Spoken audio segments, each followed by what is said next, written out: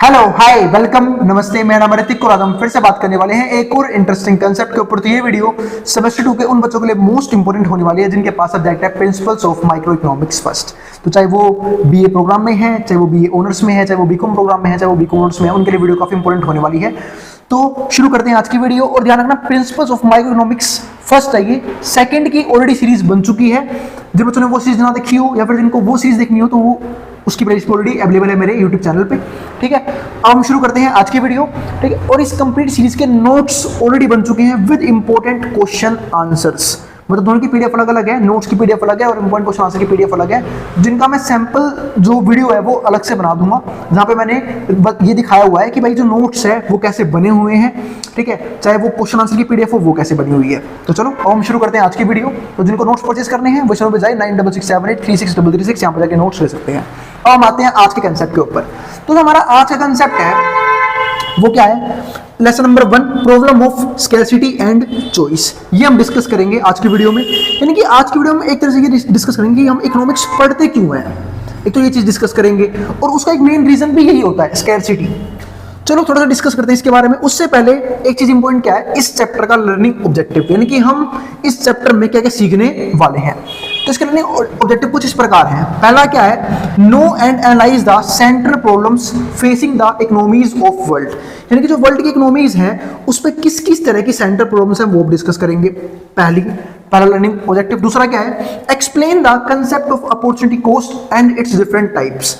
तो ये तो हम इस वीडियो में भी डिस्कस करेंगे कि कौन कौन सी सेंट्रल प्रॉब्लम्स हैं जो अलग अलग इकोनॉमीज को देखने के लिए मिलती हैं। दूसरा क्या है, explain the concept of opportunity cost and it's different types. यानी कि अपॉर्चुनिटी कॉस्ट क्या होती है, ठीक है, और डिफरेंट टाइप्स कौन कौन से हैं इसके। अगर मैं आपको अपॉर्चुनिटी कॉस्ट का सिंपल सा मतलब बताऊं तो ये क्या होता है कि जब भी हम किसी नए अपॉर्चुनिटी को जंप करने के लिए, यानी कि कुछ नई अपॉर्चुनिटी गेन करने के लिए जो सेक्रीफाइस करते हैं ना, उसको हम क्या बोलते हैं, अपॉर्चुनिटी कॉस्ट। इसका बेस्ट एग्जांपल क्या है, सपोज करो एक पर्सन है ए, ठीक है, या फिर मान लो मैं ही हूं, अब मेरा नाम ऋतिक है। अब मान लो मेरे को जो फिलहाल सैलरी मिलती है, मैं कहीं पे जॉब करता हूं, वो 50,000 है। ठीक है, अब एक कंपनी आई, अरे वो मेरे टैलेंट को देखे क्या करिए कि आप जो है ना, आप जो है ये 50,000 सैलरी में कम काम कर रहे हो। ठीक है, कहाँ काम कर रहे हो, ये नकली सैलरी मिल रही है आपको, हम आपको 1 लाख सैलरी ऑफर करते हैं। तो मैं तो खुश हो गया कि भाई 50,000 से 1 लाख की सैलरी हाइक हो जाएगी मेरी। तो सेक्रीफाइस किसको करना पड़ रहा है मुझे यहाँ पे, 50,000 को, क्योंकि भाई मैं दोनों जॉब तो कर नहीं पाऊंगा, भाई मैं तो एक ही पर्सन हूँ। तो या तो मैं ये जॉब करूंगा या फिर मैं ये जॉब करूंगा। तो सिंपल सी बात है, मैंने इस 1 लाख की अपॉर्चुनिटी गेन करने के लिए 50,000 वाली जॉब का सेक्रीफाइस कर दिया। इसी को हम क्या बोलते हैं, अपॉर्चुनिटी कॉस्ट बोलते हैं। इसके टाइप्स हम देखेंगे जब टॉपिक हम पढ़ेंगे। इसके बाद तीसरा पार्ट क्या आता है, draw the various shapes of production possibility curve. यानी कि प्रोडक्शन पॉसिबिलिटी कर्व क्या होता है, आप लोगों ने पढ़ा होगा जब आप लोगों ने 11th 12th में इकोनॉमिक्स पढ़ी होगी। ठीक है, तो इसको हम क्या बोलते हैं, पीपीसी। उसके डिफरेंट शेप्स को डिस्कस करेंगे। इसके बाद फोर्थ क्या है, understand the role of limitations of price mechanism. फिर हमें समझना होगा कि रोल और लिमिटेशंस क्या है प्राइस मैकेनिज्म की, यानी कि जो प्राइस है वो किस तरीके से काम करता है एक इकोनॉमी के अंदर।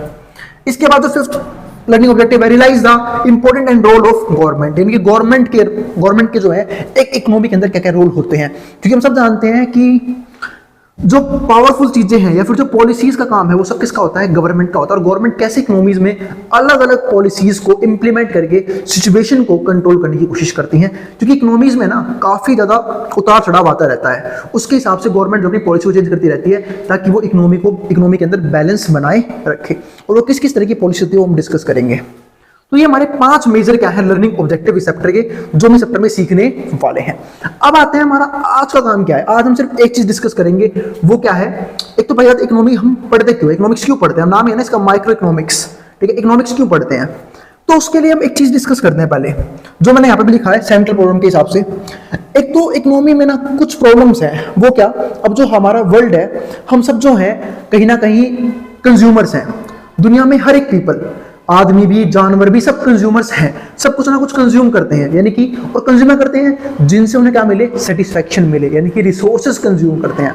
भाई अगर आपको भूख लगी है तो आप खाने वाली चीजें कंज्यूम करोगे ना, आपको प्यास लगी है आप पीने वाली चीजें कंज्यूम करोगे, दूसरा कुछ भी कंज्यूम कर लोगे नहीं। तो जिससे हमें सेटिस्फैक्शन मिलता है हम सिर्फ वो कंज्यूम करने की कोशिश करते हैं। आई बात समझ में। तो यहाँ पे होता क्या है, तो सबसे बड़ा रोल किसका आया, रिसोर्सेज का, जिसको हम सारे के सारे लिविंग ऑर्गेनिजम्स कंज्यूम करते हैं। लेकिन हमने पहली चीज क्या देखी, रिसोर्सेज क्या है, लिमिटेड है। Resources are limited. अगर रिसोर्सेज अनलिमिटेड होते ना तो मैं आज ये वीडियो नहीं बना रहा होता, आज हम इकोनॉमिक्स नहीं पढ़ रहे होते। तो हम इकोनॉमिक्स पढ़ते ही चले क्योंकि रिसोर्सेज क्या है, लिमिटेड है। अब रिसोर्सेज तो लिमिटेड है, लेकिन जो हमारी वांट्स है यानी कि जो ह्यूमन नीड्स है या फिर वांट्स कह सकते हो, वो कैसी है, अनलिमिटेड है। यानी कि चाहते खत्म नहीं होती, और दूसरा रिकरिंग इन नेचर होती है। मतलब हमने अपनी एक चाहत कंप्लीट करी, फिर दूसरी चाहत आ जाती है सामने, दूसरी कंप्लीट करी, तीसरी आती है। इस तरीके से हमारी चाहतें कभी खत्म नहीं होती। यानी कि हमारे डिजायर्स, हमारी वांट्स क्या है, अनलिमिटेड है और रिकरिंग इन नेचर है। एक कंप्लीट हुई दूसरी चाहिए, दूसरी चीज कंप्लीट हुई तीसरी चीज चाहिए। यानी कि हमारे जो गोल्स हैं वो नए नए बनते रहते हैं। एक गोल अचीव करे दूसरा गोल, दूसरा गोल अचीव करे तीसरा गोल। इस तरीके से जो है हमारे जो वांट्स हैं वो क्या है, अनलिमिटेड है। तो हम जो है इकोनॉमिक्स पढ़ते ही किस लिए हैं, स्कैरसिटी की वजह से। यानी कि हमारे पास डिमांड तो हम बहुत ज्यादा कर रहे हैं पर उतनी इकोनॉमी सप्लाई नहीं है। सिर्फ एक रीजन है जिसके चक्कर में हम इकोनॉमिक्स पढ़ते हैं, क्योंकि हमें इकोनॉमिक्स ये सिखाता है कि कैसे हम अपने रिसोर्सेज को, क्योंकि रिसोर्सेज लिमिटेड है, कैसे हम अपने रिसोर्सेज को जो लिमिटेड है उनको एक तरह से एलोकेट करें अपनी सेटिस्फेक्शन को मैक्सिमम करने के लिए। एज ए कंज्यूमर तो हम अपनी सेटिस्फेक्शन को मैक्सिमम करेंगे, पर एज अ प्रोड्यूसर हम अपने प्रॉफिट को मैक्सिमम करने के ऊपर काम करते हैं। तो दोनों की अलग अलग सोच होती है। कंज्यूमर अपने सेटिस्फेक्शन को मैक्सिमम करना चाहता है, प्रोड्यूसर अपने प्रॉफिट को मैक्सिमम करना चाहता है। अब आगे देखते हैं यहाँ पे, तो इसी की वजह से क्या कर होती है, सेंट्रल प्रॉब्लम। तो सेंट्रल प्रॉब्लम क्यों आई, इन 3 रीजंस की वजह से। अब वो सेंट्रल प्रॉब्लम कौन कौन से होती है वो देखते हैं। चलो फिर हम देखते हैं सेंट्रल प्रॉब्लम्स क्या क्या होते हैं। तो सेंट्रल प्रॉब्लम्स यानी कि वो प्रॉब्लम्स जो हर एक इकोनॉमी को ऑलमोस्ट झेलनी ही पड़ती है। तो वो 3 तरह की प्रॉब्लम्स हैं। वो कौन सी है 3 तरह की प्रॉब्लम्स? पहली, व्हाट टू प्रोड्यूस यानी कि क्या प्रोडक्शन करना चाहिए। दूसरा, हाउ टू प्रोड्यूस कैसे प्रोडक्शन करना चाहिए। और तीसरा, फॉर हुम टू प्रोड्यूस किसके लिए प्रोडक्शन करना चाहिए। तो पहले प्रॉब्लम डिस्कस करते हैं, व्हाट टू प्रोड्यूस का मतलब क्या होता है। इसका मतलब क्या है, which type of goods is to be produced, यानी किस तरह के गुड्स जो है प्रोड्यूस करने चाहिए। अब बाद में गुड्स कितने तरह के होते हैं? गुड्स सिर्फ 2 तरह के होते हैं, या तो कंज्यूमर गुड्स, या फिर दूसरे क्या होते हैं हमारे कैपिटल गुड्स। अब बात में दोनों में डिफरेंस क्या है देखते हैं एक बार। कंज्यूमर गुड्स का मतलब क्या है कि जिन्हें डायरेक्टली कंज्यूमर परचेज करेगा, वो भी कंजप्शन पर्पस के लिए। जैसे कि सपोज करो आप लोगों ने टूथब्रश खरीदा या फिर टूथपेस्ट खरीदा, साबुन खरीदा, बिस्किट खरीदे, सिर्फ किसी के लिए, अपने खुद की कंजप्शन के लिए, तो सारे क्या हो जाएंगे, हमारे कंज्यूमर गुड्स हो जाएंगे। अब बात में फिर कैपिटल गुड्स क्या होते हैं। कैपिटल गुड्स हमारे वो गुड्स होते हैं जिन्हें कौन परचेज करता है, जिन्हें प्रोड्यूसर परचेज करते हैं प्रोडक्शन पर्पस के लिए। फॉर एग्जांपल कोई मशीन ले ली कोई नई चीज प्रोड्यूस करने के लिए, तो वो क्या हो जाएगा, हमारा एक तरह से प्रोड्यूसर गुड्स हो जाएगा। तो 2 तरह के गुड्स हुए, कंज्यूमर और कैपिटल। कैपिटल फर्दर प्रोडक्शन करने में काम आते हैं, कंज्यूमर गुड्स डायरेक्टली कंज्यूम करने में काम आते हैं। तो अब बात यह है कि मैं कौन से गुड्स परचेज मतलब कंज्यूम करने चाहिए, कंज्यूमर गुड या कैपिटल गुड्स। अगर हमने सिर्फ कंज्यूमर गुड्स बनाने शुरू कर दिए तो होगा क्या, कैपिटल गुड्स की कमी हो जाएगी, फर्दर प्रोडक्शन नहीं होगा। सपोज करो सारी मशीनरी गायब हो जाए तो हम लोग फिर प्रोडक्शन किससे करेंगे, कर ही नहीं पाएंगे प्रोडक्शन। और अगर सिर्फ कैपिटल गुड्स बनाए तो हम कंज्यूम क्या करेंगे। यानी कि दोनों के बीच में बैलेंस बनाना क्या होता है, काफी जरूरी होता है। अब यहां पे देखने का, यहाँ पे 2 चीजें इन्वॉल्व होती हैं। पहली चीज क्या होती है, डिमांड। दूसरी चीज क्या होती है, कैपिटल। अब बात ये डिमांड क्या होती है और कैपिटल क्या होती है, अरे इसका इन दोनों गुड्स से क्या रिलेशन है। तो डिमांड और कैपिटल।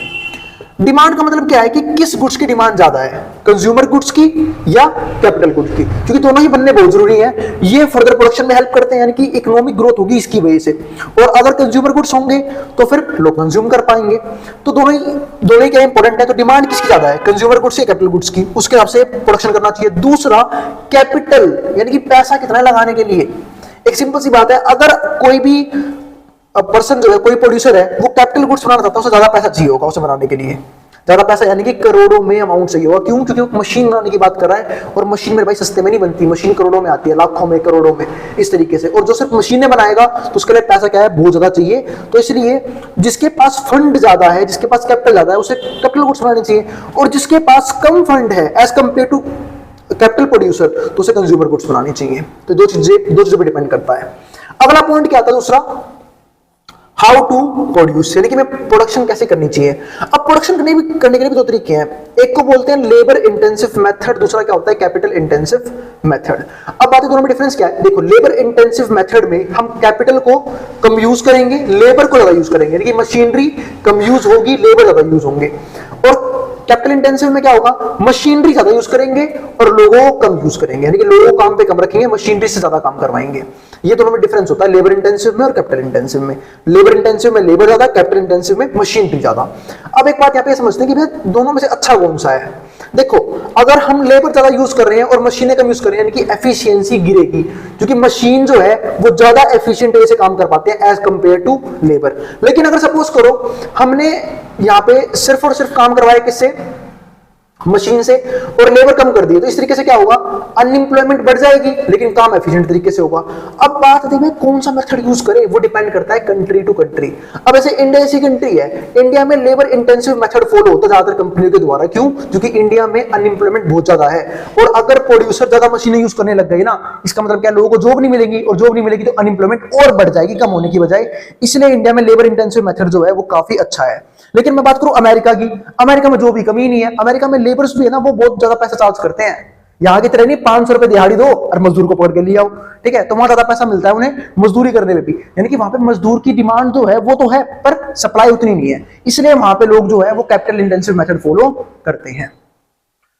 अब आता है हमारा तीसरा और आखिरी problem, for whom to produce, किसके लिए प्रोडक्शन करें। अब यहाँ पे दो सेक्टर आते हैं, एक अमीर दूसरा गरीब। अमीर कौन भाई, रिच पीपल्स, और दूसरा कहता है पुअर पीपल, गरीब लोग। अब दोनों में से किसके लिए प्रोडक्शन करें। जैसे फॉर एग्जांपल अगर मैं बात करूं फोनोई कंपनीज में, अब फोनोई कंपनी में एप्पल भी है, ठीक है, और बाकी गिरी कंपनी भी है, मतलब गिरी कंपनी तो नहीं बोलूंगा, जैसे माइक्रोमैक्स हो गया, ठीक है, या फिर ओप्पो हो गया, वीवो हो गया, शाओमी हो गया, ठीक है, ये सारी कंपनी में है। लेकिन एप्पल जो है उसने टारगेट कर रखा है किसको, रिच पीपल्स को, क्योंकि वो महंगे फोन बनाता है, लाखों से नीचे तो बात ही नहीं होती, ठीक है। लेकिन मैं वहीं पे बात करूं सिर्फ इन कुछ फोनों की, शाओमी की, ओप्पो के, इनके फोन आपको सस्ते रेट पे भी क्या हो जाएंगे, मिल जाएंगे। लेकिन अगर मैं तो एप्पल जो है वो मेनली टारगेट किसको कर रहा है, रिच सेक्टर को, ठीक है, और जो हमारी दूसरी कंपनीज हैं वो कर रही है पुअर सेक्टर को। ऐसी बहुत सी कंपनी, जैसे गाड़ियों कंपनी में देख लो तुम, गाड़ियों में टाटा है, ठीक है, महिंद्रा है, ये सब जनरली फॉलो किसको करते हैं, पुअर सेक्टर की गाड़ी बनाते हैं। लेकिन मैं बात करूं पुअर सेक्टर के लिए फिर मिडिल क्लास के लिए, लेकिन मैं बात करूं वहां पे किसकी, मर्सिडीज की, उसकी गाड़ी कितनी महंगी आती है, करोड़ों में पहुंच जाती है, तो किसके लिए है, रिच सेक्टर के लिए। तो इस तरीके से जो प्रोड्यूसर है वो दोनों के लिए प्रोड्यूस करते हैं, कंज्यूमर के लिए भी और सॉरी रिच कंज्यूमर्स के लिए भी और पुअर कंज्यूमर्स के लिए भी। लेकिन अब यहाँ पे एक दिक्कत आती है, कुछ कंपनीज दोनों साथ लेके चलते हैं, वो अपने कुछ प्रोडक्ट रखते हैं रिच पीपल्स के लिए और कुछ रखते हैं पुअर के लिए। जैसे एग्जांपल सैमसंग कंपनी का, सैमसंग कंपनी के फोन आपको चीप से चीप रेट के ही मिल जाएंगे, कीपैड वाला फोन ही मिल जाएगा सैमसंग कंपनी का भी अगर आप अमेज़न पे सर्च कर दो। और महंगे में आप जेड प्लस की तरफ चले जाओ, जेड फोल्ड की सीरीज की तरफ चले जाओ, वहां पे फोन जो है आपको 1.5 लाख 2 लाख 2.5 लाख के फोन दिखाई देंगे, इतने इतने महंगे फोन भी है। यानी कि उसने दोनों सेक्टर को कवर कर रखा है, रिच सेक्टर को भी और पुअर सेक्टर को भी। तो इस तरीके से हमारी जो तीन प्रॉब्लम्स हैं वो क्या होती हैं, सोल्व होती हैं कि एक तो हमें किस कंज्यूमर को टारगेट करना है, क्योंकि देखो जो रिच पीपल्स है ना वो प्रॉफिट मैक्सिमम देंगे क्योंकि वो अमीर होते हैं। तो अगर मान लो कोई आईफोन खरीदेगा 1 लाख 1.5 लाख का फोन यूज करेगा, वो गरीब तो होगा नहीं, वो अलग बात है, आजकल गरीब लोग भी ले रहे हैं, ईएमआई पे चला रहे हैं फोन को, ठीक है, पूरे 1 साल की इनकम उनकी वो ईएमआई भरने में निकल जाती है, वो चीज अलग होती है। लेकिन जनरली रिच पीपल्स यूज करते हैं आईफोन्स, है ना, वो क्योंकि स्टेटस का सिंबल बन जाता है वो अमीर होने के। तो अगर आईफोन यूज कर रहे हैं तो एक सिंपल सी बात है, 1 से 1.5 लाख का फोन यूज कर रहे हैं वो लोग, तो वो लोग जो है वो प्रॉफिट मैक्सिमम अर्न करके देते हैं ऐसी बड़ी बड़ी कंपनीज को। लेकिन जो प्रोडक्शन करते हैं गरीब लोगों के लिए, यानी कि पुअर सेक्टर के लिए, उनका प्रॉफिट क्या मिलता है, वहां से कम मिलता है। क्यों? क्योंकि गरीब लोग जो है उनकी अफोर्डेबिलिटी बहुत कम होती है, इसलिए प्रॉफिट भी क्या मिलता है, कम मिलता है अगर कोई पुअर पीपल के लिए प्रोडक्शन करता है तो। लेकिन वहां पे एक दिक्कत ये भी आती है कि अगर कोई पर्सन जो है वो पुअर के लिए प्रोडक्शन कर रहा है तो भाई गरीब लोग तो बहुत सारे हैं, यानी कि अगर मैं एग्जांपल दूं तो 80% लोग मान लो अगर रेशो में गरीब है और 20% लोग अमीर हैं, तो जो लोग गरीबों के लिए प्रोडक्शन करेगा उसके लिए जो कस्टमर शेयर है वो क्या है, बहुत ज्यादा है, और जो अमीरों के लिए प्रोडक्शन करेगा उसके लिए कस्टमर शेयर क्या है, बहुत कम है। ये चीज भी यहाँ पे आ जाती है, यानी कि एडवांटेजेस भी है तो डिसएडवांटेजेस भी है प्रोडक्शन करने के लिए किसी भी सेक्टर में। तो ये था हमारा आज का टॉपिक, तो इस वीडियो को हम क्लोज करते हैं। इस चैप्टर का हमने इंट्रो कर लिया है, अब इसके बाद जो हम नेक्स्ट वीडियो में डिस्कस करेंगे इसके बाकी लर्निंग ऑब्जेक्टिव्स के बारे में। अब इसको जो उतारना उतार ले, मैं ट्रम बोर्ड के सामने से, और अगर वीडियो पसंद आई हो तो वीडियो को लाइक किए बिना मत जाना और चैनल को सब्सक्राइब भी कर देना ऐसी वीडियोस के लिए। अब मिलेंगे हम अगली वीडियो में, जिसको जो उतारना उतार सकता है मैं ट्रम बोर्ड के सामने से।